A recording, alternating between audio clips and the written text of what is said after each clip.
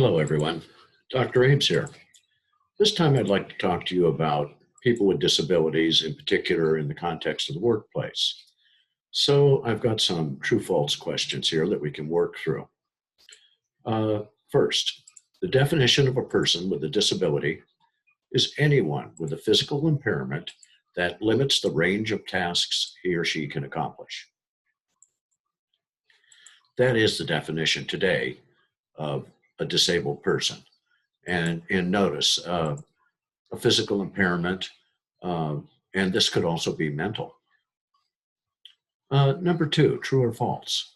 Employees with disabilities tend to have better records of punctuality, attendance, and turnover, but they are somewhat less productive than other employees. This is a common assumption out there, but it's not true. They don't necessarily have better records of punctuality and so forth. They have about the same records, not too much difference there. Um, Maybe even a little bit less when it comes to turnover, because disabled people who are more disabled than, say, less disabled definitely need their jobs, and so they are quite diligent. But this issue of productivity is one that's out there, and it's a common stereotype that just because someone's disabled, they aren't going to be as productive, and that is simply not true today. Now, it might have been true in the past, or in the context of a job that's extremely physical. But the great majority of jobs today are skilled jobs that do not require a lot of physicality. And so our jobs rely on our mental skills and our expertise. Number three, true or false? Society has always attempted to rehabilitate and integrate persons with disabilities. Well, the truth of this one is this is very false.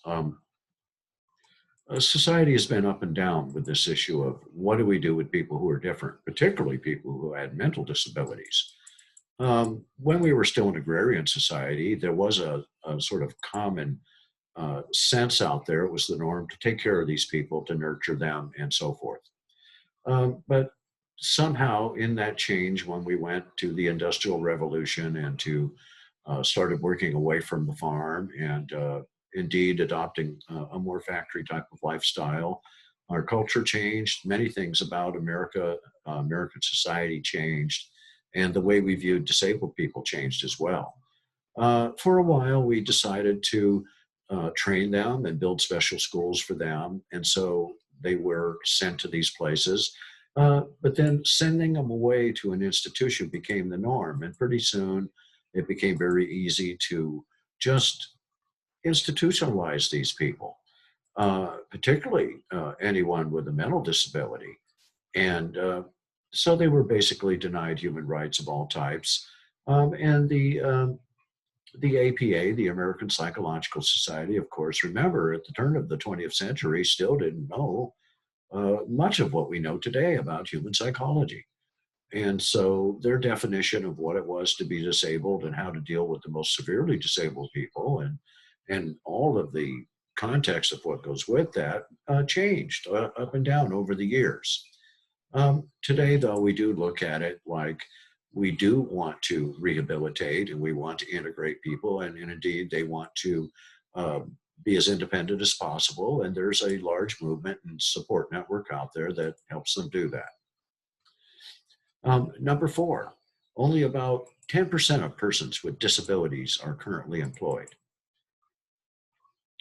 Well, that's simply not true. When we look at the demographics of it, the census of 2000, we get an approximate idea that about 56% of disabled people are employed. So there is a common misconception out there.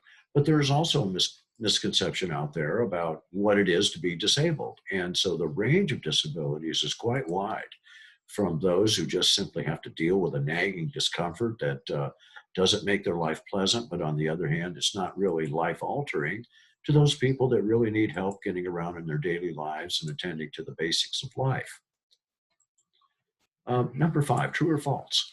The Federal Americans with Disabilities Act, the ADA, requires employers to make special accommodations for the disabled, which is proving very costly for employers.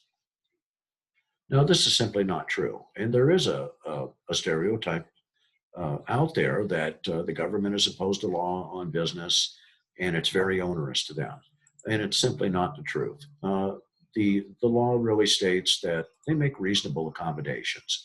And reasonable, what the research shows us is $500 or less.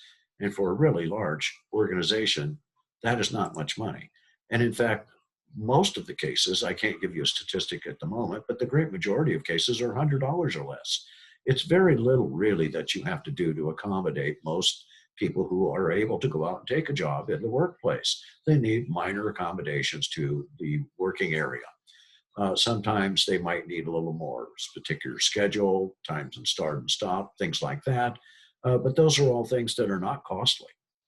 Um, so there's a misconception out there that, oh, now you have to put in electronic doors that open at a touch of a button, or you have to go through the expense of putting in ramps and all of that. That's simply not true. Now, if you were going to renovate your whole building, current building codes almost everywhere in the country would require you to do those sorts of things. But just because you've hired a disabled person, you are not required to make any costly changes. Nothing that would hurt the business is permitted by law. Uh, Number six, true or false? Job applicants with disabilities must provide a medical history to potential employers. Uh, and this is simply not true. It's against the law to ask a potential employee, someone you're interviewing for a job, for their medical history. Um, and so it's as simple as that. Number seven, true or false? If you see that a person with a disability needs help, give it at once. Well, this one is a little tricky because everyone's different, regardless of whether or not you have a disability. And some people appreciate the help and welcome it, and others are determined to be self reliant and independent and resent it when they get unwanted help. So I would say that what you should do if you see a situation where someone seems to be struggling a bit or possibly looking like it might be easier if you helped, why don't you just ask them? Most people are afraid to approach disabled people and say anything to them. They are people like the rest of us on the inside, and so they are approachable. And they'll either tell you yes or no, and that's the end of it. That's all you need to do is just communicate them with them like you would any other person. Okay, that's all I have for you on this topic. I'll talk to you again soon.